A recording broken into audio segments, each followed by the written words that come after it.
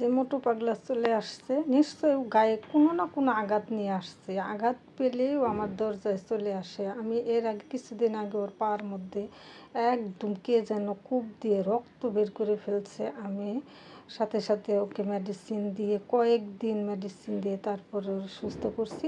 এখনও দেখেন নিশ্চয়ই কেউ ওকে মুখের মধ্যে দিয়ে একদম গালের মধ্যে চোখের নিচে কীভাবে যে আঘাত করছে, একদম ক্ষত হয়ে আল্লাহ কি যে অবস্থা! আল্লাহ, বোবা প্রাণী, কেন মানুষ ওদের সাথে এমন করে, কি অবস্থা করছে। আমি সব সময় মেডিসিন ঘরে রাখি, শুধু জাস্ট এই বাইরে বিড়ালদের জন্য।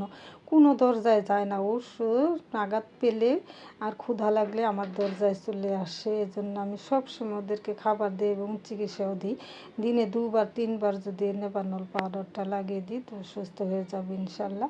আর এদিকে আমার টুনির কারবার দেখছেন, কেন ওকে চিকিৎসা দিলাম, কেন ওকে খাবার দিলাম, এজন্য রাগে ক্ষোভে এখন শুধু ঘোরাঘুরি পাচ্ছে, আমার সাথে কথাই বলতেছে না, একদম রাগ করে আছে। আমি ধরতে গেলেও আমাকে কামড় দিতে আসে, মারতে আসে। কি আশ্চর্য, এত হিংসা কেন? আমি বললাম যে তোর ভাগেরটা দিয়ে কিনা, ওর রিজিক আল্লাপাক এখানে রাখছে।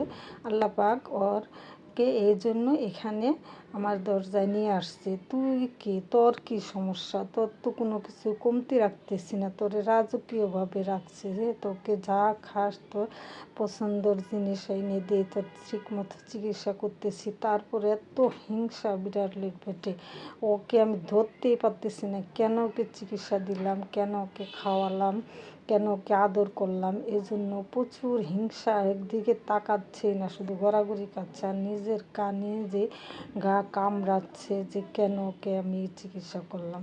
সে এত হিংসা! মানুষের পেটে এত হিংসা দেখি না, কিন্তু বিড়ালের পেটে বিড়ালের জন্য অনেক হিংসা।